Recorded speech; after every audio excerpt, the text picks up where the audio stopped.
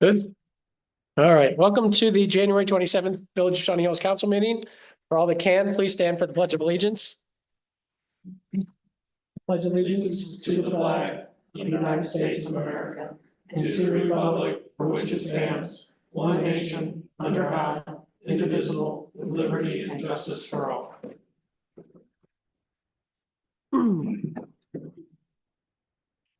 Here. Here. Here. Here.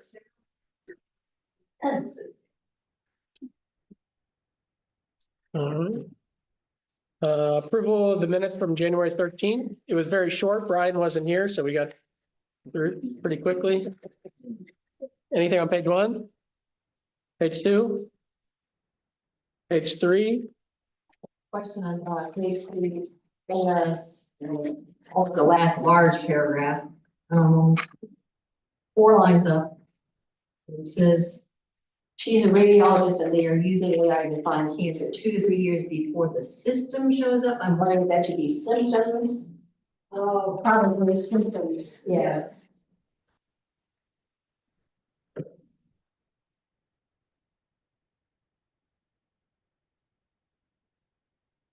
We're on page 4. Page 5. All right, do I have a motion to approve the minutes? Okay.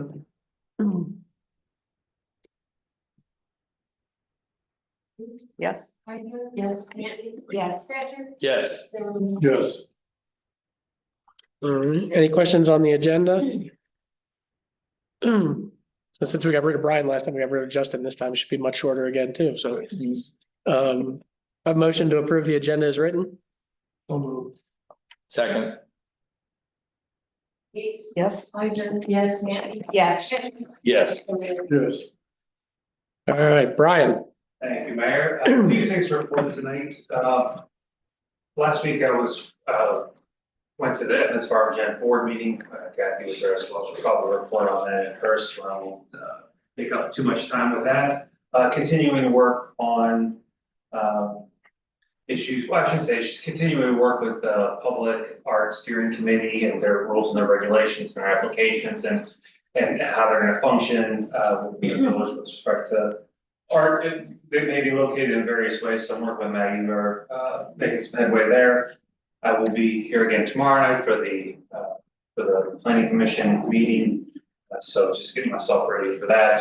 And then seems like all places, there's a lot of public records requests going on, including here at the village. So we've been working on some public records requests, and sometimes those they usually fall in 1 and 2 buckets. They're very simple. They're asking for something simple. We're asking for like lots of things, and there's complicated responses and actions and things. So we are trying to make our way through those public records responses. And that's all I got for tonight. All right, any questions? All right, thank you, Brian. All right, Russ. So administrator, you have a brief table report, just a 1-page, kind of some of our key accomplishments from the village last year. Surely got some extra copies if anybody wants that.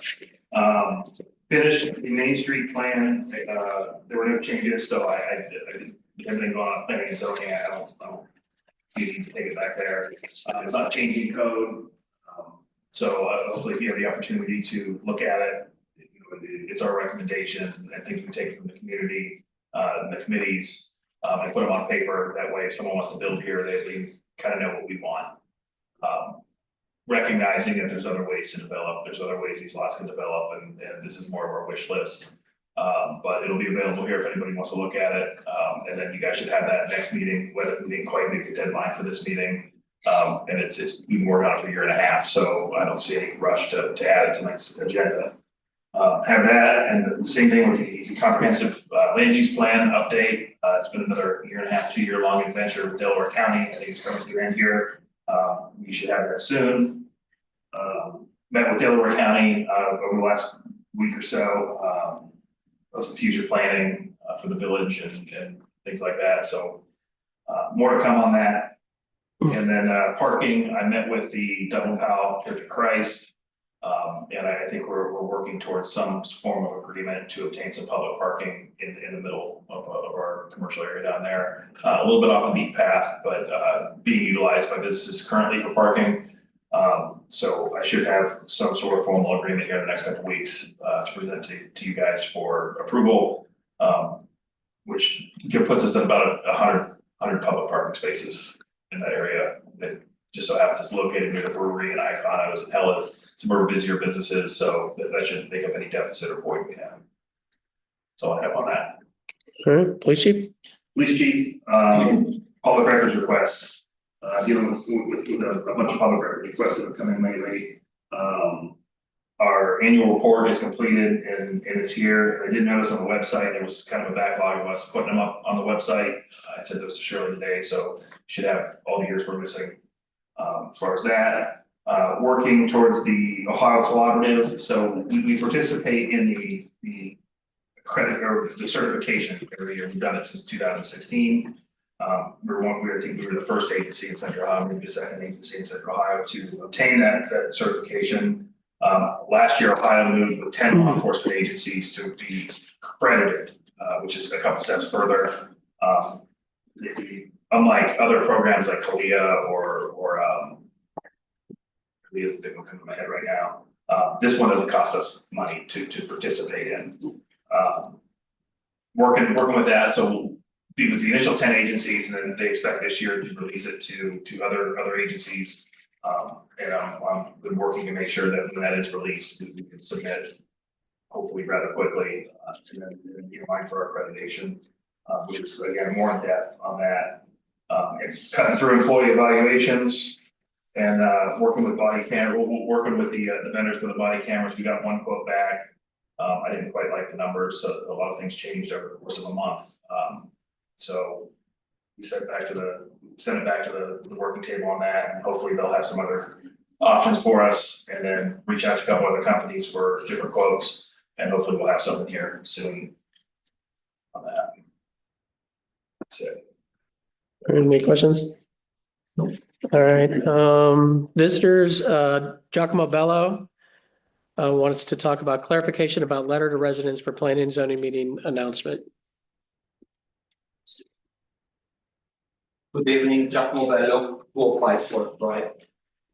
I'm here tonight to address the council with a question about the letters that both my household and others have received about the notification for the planning and zoning meeting tomorrow. And it is clearly stated on the letter that the property that I'm in is not being affected from the hearing that will be in place tomorrow, which is misleading information, I believe. There is information that we acquired with new fire code requirements that the developer for that northwest corner is going to submit tomorrow, I believe, to the public. That information is available since sometimes in December, and I do not understand how is my property not impacted by this amendment to the application they are going to submit. So I really wanted to understand better if is there any way to postpone the meeting tomorrow in order to give the residents some time to digest this information and become prepared, since we were given misleading information from this office. All right, so you're gonna have to repeat again. So what was misleading? In the letter, it's clearly stated that this hearing does not directly involve your property, right? But this is not correct, since there is a fire code amendment to the application that is shared with you all and now us as well, since dated I believe December 12th. All right, a fire code amendment? You have a request to widen some pieces of roads to allow, you know, fire trucks enter into the allotted area there, right? And this suggestion of this, you know, application again for approval is available to you since December 12th, right? And in the letter dated January 16th, your office is communicating to the residents, me included, that my property is not affected by the hearing about this development. Actually, we only received the revised proposal. It was delivered to the office on January 17th. And we didn't actually get copies of it because we had to pick them up, and that was on a Friday, late Friday. Mhm. We didn't pick them up until the following week, which is like 20th, whatever. So I don't think we haven't had it since December. And I don't understand how you think this is affecting your property. Because there is a very clearly stated that there is a bunch of widening gonna happen right in my property. There is a mailbox, there is landscaping. It does directly affect my property. We don't, okay, I'm sorry, go ahead. And sorry, I'm really glad to hear that you did not receive this application until so late. Because, you know, at first I was a little bit concerned if you guys already had this information available and then you sent a letter on January 16th stating that the property, you know, would not be affected. I'm glad to hear that you did not have this information, so maybe it's further ground of discussion if it is worth to ask this council today to give us a little bit more time to come prepared to the meeting tomorrow. I don't have it in front of me. I know there were a couple of areas that there did need to be some widening of the road. I don't know if it's directly on your property. But I can't see that. I think we can, I don't know what there is to prepare, Right. planning and zoning needs to look at this, and we plan to meet tomorrow. As the notice went out, the letter, I mean, I think when it says those letters are pretty standard, and I believe when it says it doesn't affect your property, that means it's not going to actually, you know. I mean, you're getting the notice because you're contiguous to or across the street from the property that's involved. That's part of this, that's subject of the proposal. Yeah. But when I think they mean when it doesn't, and Brian, you correct me if I'm wrong, meaning there's not a taking of your property. It's not, they're not looking for an easement, they're not looking for, I'm not sure, whatever. You don't know because, I mean, as you stated, you received the information very, you know, recently. You maybe did not have the chance to look into it. However, the proposal does impact specifically my property, right? And this is a fact. It is Only because you're contiguous though. Only because you're Are you contiguous. talking about the property, there's gonna be a widening into Correct. your lot? yes. And the proposal from the developer is stating that the developer is gonna pay for that improvement, right? So I can ask legal here if maybe I'm misinterpreting this, but this is a clear, I think it's a clear sign that my property is being impacted by this application, right? So I understand the letter is a standard letter, right? I also do understand that it is sent out prior to a meeting, maybe for whatever legal reasons, but I also understand that I have a right, since this is misleading information, to appear here in front of you guys and ask what can we do about it? Well, I guess my question would be, one, how is it misleading? And two, what would postponing tomorrow's public hearing have any, The misleading part is stated here in bold. This hearing does not directly involve your property. This is not only misleading, this is false information because actually it indeed impacts my property. Well, it depends on how you interpret that, but go ahead, go I ahead. think it's pretty clear actually, right? And again, I said, if you guys received this information, this package from the developer last minute, then it's totally fine, right? But what I wanted to protect my rights with is some time and go over potentially with some, you know, third party and things to look into and do some due diligence in order to get prepared to a meeting like tomorrow night, right? And potentially prepare a list of further questions for both you guys and the developer. Brian, do we have any, we don't have any leeway to reschedule this meeting? And those letters were not in accordance with the timetable set forth in the code. Those means that the timing of those letters is set forth in the code, and the letters were sent out. Because that was actually what my first question, will the letters going to go out in time to give proper notice according to the code? The answer to that was yes. So, and I don't think the council has really the ability to do anything with the planning commission's meeting, because that's no disrespect, that's not your meeting. Right. But I guess engineering wise, I guess my question is, what you're saying that it's misleading information? And the impact to you, so explain the impact. What impact to you? 3 foot or a little bit more. But is it 3 foot of, would we have to ask for an easement, or is it 3 foot is in the right of way? Guys, there is a mailbox there is landscaping, so there is an impact. Right, but is it But in is the it in the right right of of way, or is it in an? It is in a right of way, but it's on my current property at the moment, right? So the reason why I'm asking these questions is because at this moment, I'm not given the time to do the further due diligence, right? To come up to you guys in a planning and zoning meeting to pose the proper questions, if there are any.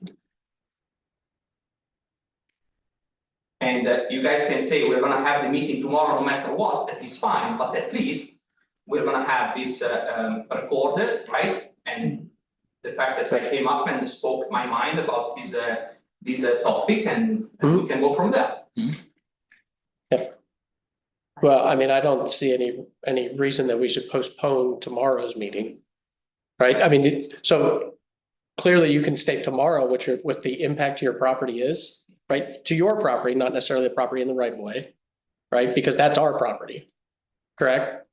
So but again, I think I'd want to know, like, what do you think you'd accomplish by postponing it? Again, I don't know necessarily, right? It's just a matter of doing the due diligence. And I have all the right to do it. So you guys can dismiss this, it is okay, yeah? Don't get me wrong. This is okay to dismiss my request, but at least we haven't, in the records that this was brought up to your attention, and we can go from there. No problem at all. Okay. Yeah, I don't think there's any reason to postpone it. And you again, you can come and ask a question tomorrow night as well, too. Sounds good. So, all right, thank you. Thank you. Thanks. All right, communications. I've had a couple, so I spoke about a week and a half ago, right after the rise or the PINS mechanical information came out about the bogey. I did speak to the CEO a little about the development. As of right now, I have not seen the plans. The plans do exist, but as of right now, the Shawnee Hills parcels are cut out completely. So as of right now, we are not included at all in the redevelopment of the bogey, right? So there's ongoing talks that are like, so I've talked to him independently. We agreed that maybe we want to talk to Dublin, possibly get Muirfield involved, or at least back to the table to discuss. But as of right now, which I haven't seen the plans as they exist, we're not involved. Also talked to city manager in Dublin. And again, she's on board, maybe everybody getting together on this topic. And then I just wanted one last reminder that tomorrow night, 6:30 is the planning and zoning, the public hearing for the Roman Allen Hughes application. And that is it. Rob. Don't have much. I had a nice conversation with Bill Shermer last week when he was coming around and doing his petition. Talking about how the brewery's coming and what he's thinking. So, he's hoping that the weather gets better and they can move it, and they'd like to get it open. But really nice guy, and had a lot of great things to say about the village, and is excited to get open. So it was nice hearing about it. So that's all I have. Good. Committees? The Public Arts Committee met on the 22nd. And really the conversations were prioritizing a wish list items, what we're going to be talking about in the future. We're still working on that list. And other things we talked about was the public art policy application permitting, which Brian is working on. Just kind of went over it a little bit. That was pretty much it. I think Hummingbird Tattoo would like to come and work with putting a mural on their side of their garage inside the property. That's pretty much about what we talked about. Any other committees? Jed, Jed? I don't know if it's a committee or not, but we did meet last week and elect officers and there's still not a large enough amount of money in the account to do anything substantive. Some of the developer, I mean, well, the Evans Farm, the township, they're coming up with ideas. But I think they are now going to build an underpass for the rail crossing that's across to get to Bob Evans Farm from here. Which will take quite a while, but so there's not, like I said, there's not enough money to make any impactful purchase or plan, so we're still just waiting for funds to build up.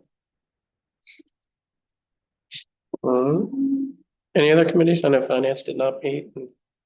All right, legislative actions. This is a short one. It's the first reading ordinance 02-2025, an ordinance amending section 921.03A, potable water user charge of the codified ordinances of the Village of Shawnee Hills and declare an emergency. All right. Does anybody have questions on this? As you can see, this is the matter of the rate that's being charged us by the city of Columbus. It changed from 5% historically to 6% this year. Again, all costs rise. And our increase is how much? Is it 5%? We did 5% For this one? No. We're gonna do 6. We're going to 6, okay. And it's an emergency, So we can build it next month. but I mean, could we have incorporated this in December or talked about it in December? Well, we did 5%, right? Normally they do 5, this actually they did 6 for this year. So we didn't know what they were raising it until after we passed it. I got you. And if we wait on it, You're right, I understand. I was just wondering if we could have, but if we didn't know, then we couldn't have discussed it soon. All right, do I have a motion to suspend the second and third reading, declare ordinance 02-2025 an emergency? So moved. Second, Gates, Yes. Isaac, Yes, Manning. Yes. Statute. Yes, Zimmerman. yes, Motion to adopt ordinance 02-2025? so moved. second, Gates, Yes. Isaac, yes, Manning. Yes. Statute. Yes, Zimmerman. yes.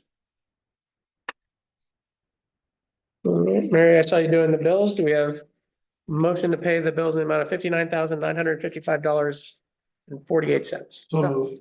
Second. Gates, Yes. Isaac. Yes. Manning. Yes. Statute. yes, Zimmerman. Yes, Shirley Treasurer's report?